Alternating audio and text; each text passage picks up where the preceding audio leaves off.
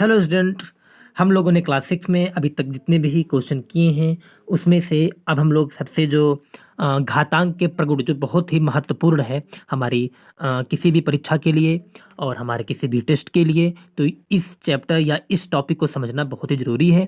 तो हम लोग आइए सीखते हैं घातांक के प्रगुण के बारे में। तो सबसे पहले हम लोग बात करते हैं कि घातांक क्या होती है। देखिए, घातांक एक प्रकार से एक नंबर होता है।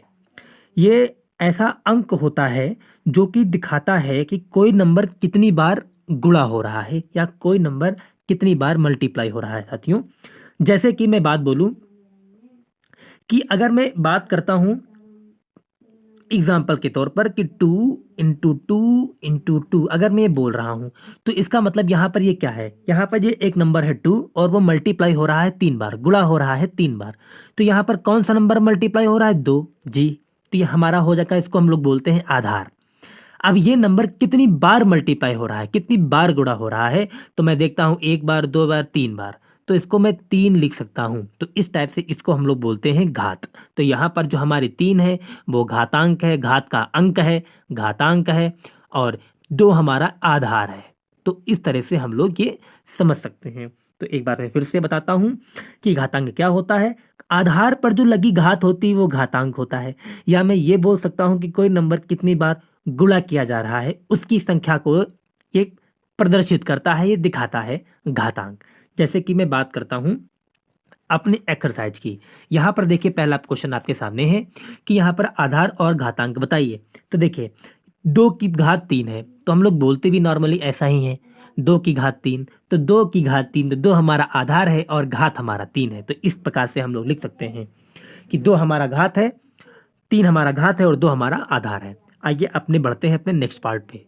अगर मैं बात करता हूँ 5 की घात 4 की, देखिए 5 की घात 4 की, तो यहाँ से हम लोगों ने ये देखिए ये गिवन है यहाँ पे। तो मैं देखिए यह लिखूंगा घात कितनी है यहाँ पर घात आपकी मानी जाएगी 4 और आधार आपका माना जाएगा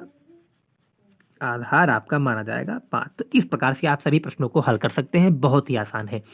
जैसे कि मैं बात करता हूँ -7 की पावर 5 दी गई है, तो -7 यहाँ पर आधार हो जाएगा और घात हमारी 5 हो जाएगी। -31 की घात है 2, तो -31 हमारा आधार है और घात हमारी 2 है। यहाँ पर है 91 की घात 7, तो यहाँ पर 91 हमारा आधार है और 7 हमारी घात है। तो इस प्रकार से हम लोग इसको हल कर सकते हैं।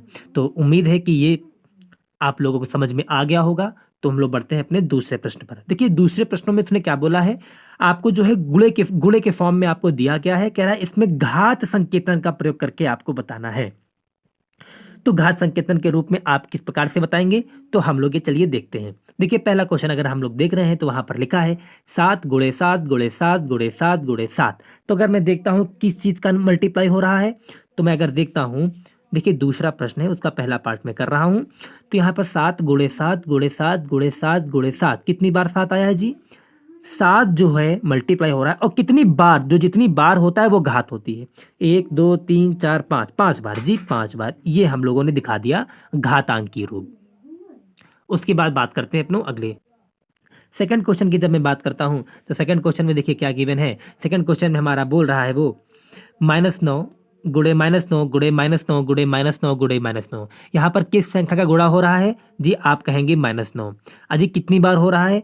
1 2 3 4 5, 5 बार हो रहा है, तो इसकी घात 5 हो गई। इस प्रकार से हमारा क्वेश्चन सॉल्व हो गया।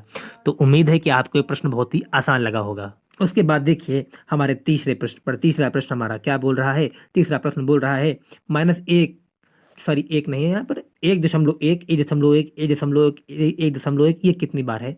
तो देखिए 1.1 का गुणा हो रहा है। अब बच्चा कितनी बार हो रहा है गिन लेता हूँ, 1 2 3 4 5 6 7 8 9, 9 टाइम। तो यहाँ पर 9 कर दीजिए, आपका क्वेश्चन सॉल्व हो गया। इस टाइप से आप लोग कर सकते हैं।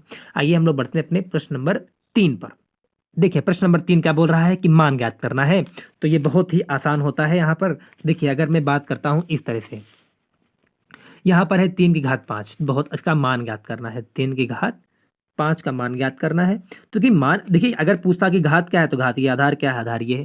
लेकिन मान पूछ रहा है तो इसको 3 को मैं 5 बार मल्टीप्लाई कर रहा हूँ, 2 3 4 5। अब सिंपली इनका गुणा कर देंगे हम लोग। देखिए 3 का अगर मैं 3 में करूंगा तो 9 आता है, 3 9 आएगा, और 9 का 3 से करूंगा 27 आएगा, 27 से 3 से करूंगा 81 आएगा। कितना आएगा?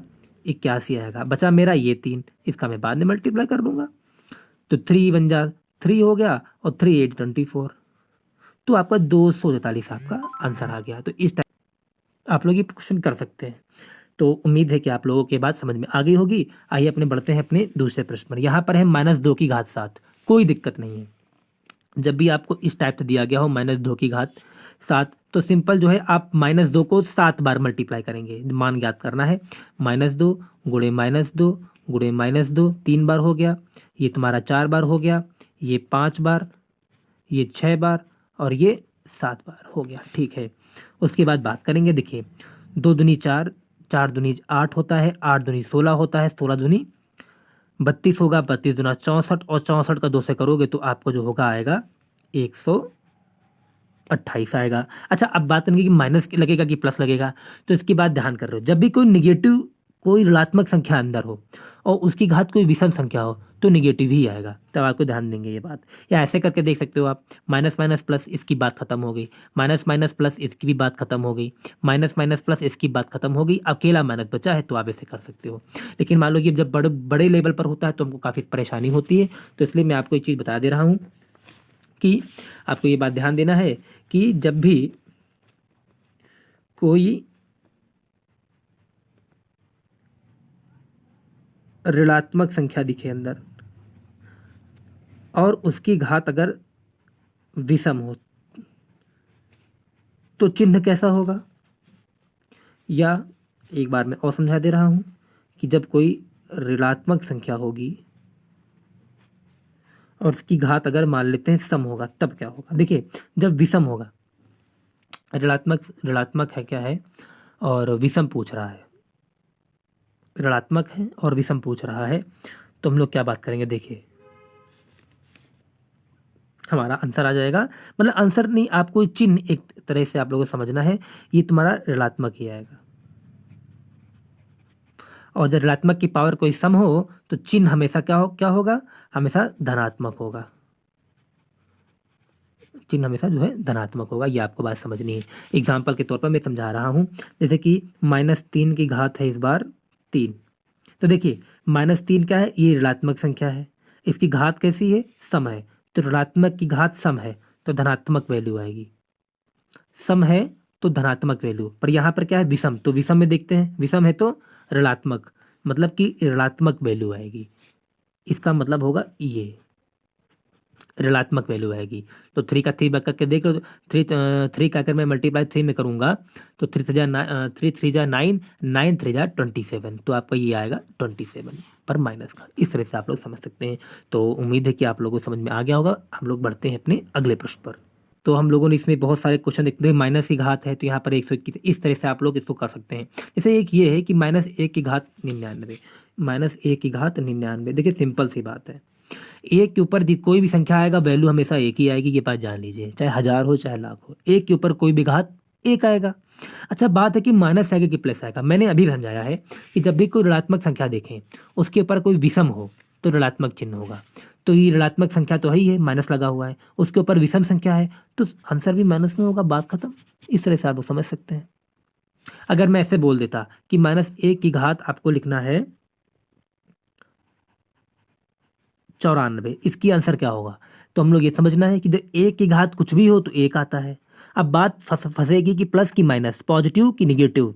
तो माइनस की जब देखिए ये ऋणात्मक संख्या है, उसकी पावर कैसी है, सम संख्या है ये, तो जब भी ऋणात्मक की पावर या घात सम हो तो धनात्मक संख्या आती है। सिंपल सी बात, धनात्मक कर दीजिए और आगे बढ़ जाइए। तो इस तरह से आप लोगों को ये क्वेश्चन सॉल्व करने हैं।